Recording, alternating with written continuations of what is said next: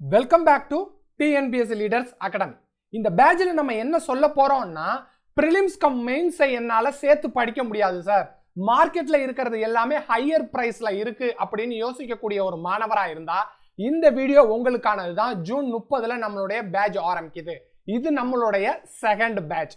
இதில் நமக்கு என்னெல்லாம் கிடைக்கும் அப்படின்னா, general studies, language, previous year paper, test series, current affairs, Tamilarasu அப்படின்னு 2A மெயின்ஸுக்கு உங்களுக்கு என்னெல்லாம் தேவைப்படுமோ அது எல்லாத்தையும் ப்ரிலிம்ஸ் கம் மெயின்ஸோடய நீங்கள் சேர்த்து படிக்கலாம். ரைட். அதுக்கு முன்னாடி நான் உங்கள்கிட்ட சொல்லிக்க ஆசைப்படுறது, 2022 5000 போஸ்ட் இருந்துச்சு, அதை நீங்கள் தவற விட்டிருந்தாலும் பரவாயில்லை. 2024 2500 போஸ்ட் இருந்துச்சு, அதை நீங்கள் தவற விட்டிருந்தாலும் பரவாயில்லை. 2025 நீங்கள் டிஎன்பிஎஸ்சியில் இந்த குரூப் 2 பதவியை 60,000 ரூபாய் உள்ள சம்பளம் உங்களுக்கு கண்டிப்பாக கிடைக்கணும். அதுக்கு முதல்ல நீங்கள் என்ன சார் தெரிஞ்சுக்கணும் அப்படின்னா, லாஸ்ட் டைம் நீங்கள் எதுக்காக தோல்வியை சந்திச்சிங்க? நீங்கள் ப்ரிலிம்ஸ் படிக்கும் போதே மெயின்ஸை படிக்கலை. மெயின்ஸை படிக்கிறதுக்கு உங்களுக்கு போதுமான நேரம் இல்லை. அப்படிங்கிறது தான் என்ன ஏற்பட்டிருக்குன்னா, உங்களுக்கு டிஎன்பிஎஸ்சியில் நோ என்ட்ரி ஆயிருக்கும். நம்மளுடைய டிஎன்பிஎஸ்சி லீடர் அஸ்பிரண்ட் என்ன செய்ய போறாங்க அப்படின்னா, ப்ரிலிம்ஸ் படிக்கும் போதே மெயின்ஸ் படிக்க போறாங்க, அதுவும் கம்மியான விலையில. உங்களுக்கு என்ன சார் வாய்ப்பு இருக்கு அப்படின்னா, டிஎன்பிஎஸ்சி லீடர் அஸ்பிரண்டா இருக்கிறதுனால குரூப் 2A மெயின்ஸ் பதவி உங்களுக்கு கிடைப்பதற்கான வாய்ப்பு இருக்கு. இதுல உங்களுக்கு என்ன கிடைக்கும்னு நான் முன்னாடியே சொல்லியிருக்கேன். பள்ளி பாட புத்தகங்களை மட்டுமே நம்பியிருந்தீங்க அப்படின்னா இந்த மாணவர் மாதிரி உங்களுடைய முயற்சி எல்லாமே என்னவாயிருக்கும்? தோல்வி அடைஞ்சிருக்கும். ஏன்னா வெற்றிக்கு பள்ளி பாட புத்தகங்கள் மட்டுமே போதாது, அதை மீறிய கேள்விகளுக்கும் நமக்கு பதில் சொல்ல தெரியணும். அதற்கு முதல்ல நம்ம என்ன சார் தெரிஞ்சுக்கணும்னா, ப்ரீவியஸ் இயர் கொஸ்டின் பேப்பர் எங்கிருந்தெல்லாம் கேள்விகள் வந்திருக்கு அப்படிங்கிற புரிதல் நமக்கு இருக்கணும். ஏன்னா எந்த தலைப்பிலிருந்து கேள்விகள் வந்துச்சோ அந்த தலைப்புக்கு மட்டுமே நான் என்ன பண்ணிடுவேன்? கான்சன்ட்ரேட் பண்ணிடுவேன். அப்போ ப்ரீவியஸ் இயர் கொஸ்டின் பேப்பரை பார்க்கும்போது நமக்கு முக்கியமாக தெரியறது என்னன்னா, கரண்ட் அஃபேர்ஸ் அப்படிங்கிறது மேஜர் பார்ட் ரோல் பண்ணுது. 75 கேள்விகள் ஜெனரல் ஸ்டடீஸ்லேருந்து நமக்கு வருது அப்படின்னா அதில் 15 to 20 கேள்விகள் என்னவா இருக்குன்னா கரண்ட் அஃபேர்ஸ் கேள்விகளாக இருக்கு. 15 கேள்விகள் நேரடியாக கரண்ட் அஃபேர்ஸ் இருந்துடும். மீதம் இருக்கக்கூடிய 5 கேள்விகள் கரண்ட் அஃபேர்ஸை சார்ந்த சப்ஜெக்ட் கேள்விகளாகவும் இருக்கு. ரைட்டா? அது இல்லாமல் கரண்ட் அஃபேர்ஸில் நம்ம என்னெல்லாம் படிக்க வேண்டியது இருக்குன்னா, பாலிசி நோட்ஸ் படிக்க வேண்டியது இருக்கு, பட்ஜெட்ஸ் படிக்க வேண்டியது இருக்கு, ஸ்கீம்ஸ் படிக்க வேண்டியது இருக்கு, தமிழரசு படிக்க வேண்டியது இருக்கு. இந்த தமிழரசு அப்படிங்கிறதும் ஸ்கீம்ஸை நீங்கள் படிக்கிறதுக்கும் பாலிசி நோட்ஸை நீங்கள் படிக்கிறதுக்கும் மந்த்லி கரண்ட் அஃபேர்ஸ் படிக்கிறதுக்கும் சரியாக இருக்கும். அதனால தான் இங்கே என்ன பண்ணியிருக்கோம்னா, ஹைலைட் பண்ணி தமிழரசு அப்படின்னு வெளியிட்டிருக்கோம். இது ஒரு மேகசின், தமிழக அரசே வெளியிடக்கூடிய ஒரு பதிப்பு. Right sir. Previous year question பேப்பரில் எனக்கு கரண்ட் அஃபேர்ஸ்லேருந்து 15 கேள்விகள் டு 25 கேள்விகள் வருதுன்னு கண்டுபிடிச்சிட்டேன்.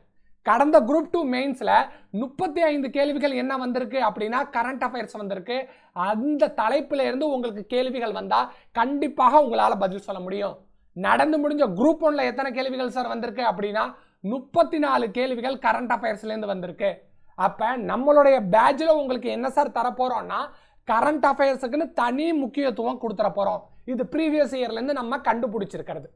அடுத்து என்னன்னா, டிஎன்பிஎஸ்சி தரமான கேள்விகளை கேட்க ஆரம்பிச்சிட்டாங்க. அப்போ நம்ம பயிற்சி செய்யக்கூடிய கேள்விகளும் எப்படி இருக்கணும்னா தரமானதாக இருக்கணும். அப்போ நம்ம லாங்குவேஜ் பேப்பராக இருந்தாலும் சரி, ஜென்ரல் ஸ்டடீஸ் பேப்பராக இருந்தாலும் சரி, உங்களுக்கு தரக்கூடிய டெஸ்ட் சீரீஸ் அப்படிங்கிறது மிக துல்லியமாகவே இருக்கும். டிஎன்பிஎஸ்சி தரத்திலேயே அந்த கேள்விகள் வடிவமைக்கப்பட்டிருக்கும். இது மட்டும் தானான்னு கேட்டால் இதன் மீறி நம்ம என்ன சார் செய்ய போகிறோம்னா, உங்களுக்கு ஜென்ரல் ஸ்டடீஸுக்கு தனி நோட்ஸ் கொடுக்க போகிறோம். லாங்குவேஜுக்கு உங்களுக்கு எந்தெந்த கேள்விகள்லாம் முக்கியத்துவமோ அந்த தலைப்பிலிருந்து உங்களுக்கு பள்ளி பாட புத்தகத்திலிருந்தும் ஸ்டாண்டர்ட் புக் ரிசோர்ஸஸ்லேருந்தும் டிஎன்பிஎஸ்சி எந்த ரெஃபரன்ஸ்லேருந்து உங்களுக்கு கேள்விகள் கேட்குறாங்களோ அந்த ரெஃபரன்ஸையும் ஒன்றிணைச்சு உங்களுக்கு என்ன பண்ணிடுவோம்? நோட்ஸும் கொடுத்துருவோம். இதை பற்றி தனித்தனியாக நான் வீடியோவை உங்களுக்கு பதிவேற்றம் செஞ்சிருவேன். அப்போ இந்த வீடியோ நமக்கு எதற்கு? ப்ரிலிம்ஸ் கம் மெயின்ஸ் நீங்கள் சேர்ந்து படிக்கணும். 70 நாளில் ப்ரிலிம்ஸை நம்ம 100% சிலபஸும் மெயின்ஸில் இருக்கக்கூடிய தலைப்புகளை 80% நம்ம என்ன பண்ணியிருக்கணும்? படித்து முடிச்சிருக்கணும். இதுதான் நம்மளுடைய டார்கெட். லாஸ்ட் குரூப் 2 மெயின்ஸ்ல நம்மளோட படிச்ச மாணவர்களும் 2022ல பாஸ் ஆகி டிஎன்பிஎஸ்சில செலக்ட் ஆன மாணவர்களுடைய லிஸ்டையும் இங்க நான் உங்கள்கிட்ட கொடுத்துருக்கேன். இவங்க தான் நம்மளுடைய அச்சீவர்ஸ். இவங்க எல்லாரும் என்ன பண்ணாங்கன்னா ஒரு நாளைக்கு ஒரு தலைப்பு, ஒரு தலைப்புல ஒரு தேர்வு, அந்த ஒரு தேர்வும் டிஎன்பிஎஸ்சி தரத்துல இருக்கும் போது நீங்க வெற்றி பெறுவது உறுதி அப்படின்னு தெரிஞ்சுக்கங்க. ஸ்டூடெண்ட்ஸோட ரிவ்யூஸ் இங்கே உங்களுக்கு கொடுத்துருக்கோம். நம்மளுடைய பேட்ச் எப்படி 100% சயின்டிஃபிக் அப்ரோச்சில் இருக்கும். ஒவ்வொரு நோட்ஸாக இருக்கட்டும், மெட்டீரியல்ஸாக இருக்கட்டும், கரண்ட் அஃபேர்ஸாக இருக்கட்டும், அது உங்களுக்கு எந்த விதத்தில் ஹெல்ப் பண்ணணுமோ அந்த விதத்தில் அதை தயாரித்து உங்களுக்கு கொடுத்துருக்கோம். அப்போ முதல் நாளை நான் உங்களுக்கு எக்ஸ்பிளைன் பண்ணுறேன். அந்த முதல் நாளில் நீங்கள் என்ன செய்ய போகிறீங்களோ அதை தான் அடுத்து வரக்கூடிய தலைப்புலையும் செய்ய போகிறீங்க. நமக்கு ஜிஎஸ் பொறுத்த வரைக்கும் தெரியும், இந்த ஜிஎஸ்ல வரக்கூடிய தலைப்பு மெயின்ஸுக்கும் வரும் அப்படிங்கிறது. அப்ப முதல் நாள் நம்ம என்ன எடுத்துக்க போறோம்னா பாலிட்டி அப்படிங்கறத எடுத்துக்க போறோம். இந்த பாலிட்டியில பிரிலிம்ஸ்ல இருந்து நம்ம கவர் பண்ண போறோமா சார்னு கேட்டா எஸ், 100% என்ன பண்ண போறோம், பிரிலிம்ஸ்ல இருந்து கவர் பண்ண போறோம். மெயின்ஸ்ல கவர் பண்ணுவோமான்னு உங்களுக்கு டவுட் இருந்துச்சுன்னா பிரிலிம்ஸ்ல நீங்க படிக்கக்கூடிய தலைப்பு மெயின்ஸ்ல எதெல்லாம் கவர் ஆகுமோ அதையும் என்ன பண்ணிட்டேன், முதல் நாள்லயே உங்களுக்கு தொகுத்து கொடுத்துட்டேன். பாலிட்டியில நீங்க பிரிலிம்ஸ் நோக்கில் படிக்கக்கூடியதை இன்னும் கொஞ்சம் ஆழ்ந்து படிக்க போறீங்க. ஆழ்ந்து படிக்கும் போது உங்களுக்கு என்ன சார் தெரிய வரும்னா மெயின்ஸ்ல இருக்கக்கூடிய டாபிக்கையும் நீங்க சேர்த்து கவர் பண்ணிடுவீங்க. அப்ப ஜிஎஸ் பொறுத்த வரைக்கும் ஒரு டாபிக், அந்த ஒரு டாபிக்ல நம்ம பிரிலிம்ஸையும் படிக்க போறோம், மெயின்ஸையும் அதோட சேர்த்து கொஞ்சம் ஆழ்ந்து படிக்க போறோம். இதன் மூலமாக ஜிஎஸ்ல இருக்கக்கூடிய தலைப்புகளை நம்ம கவர் பண்ணிடலாம். அடுத்து இருக்கக்கூடிய பிரச்சனை என்னன்னா general Tamil medium students, general English students அப்படின்னு இருக்கும். அப்ப நீங்க ஜெனரல் தமிழ் மீடியமா இருந்தா இந்த தலைப்பு மட்டுமே நீங்க ஒரு நாளைக்கு பயிற்சி செய்ய போறீங்க. இந்த தலைப்பை நீங்க படிக்கிறதுக்கு உங்களுக்கு ½ an hour கூட ஆகாது.